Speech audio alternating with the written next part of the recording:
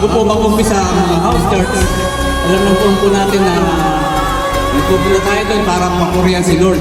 Kung istorya ng Mao House Church ay bunga ng tibok ng puso.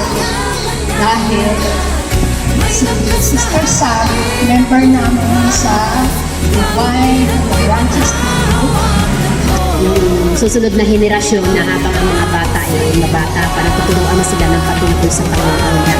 Dakilang Diyos na makaroon sa lahat.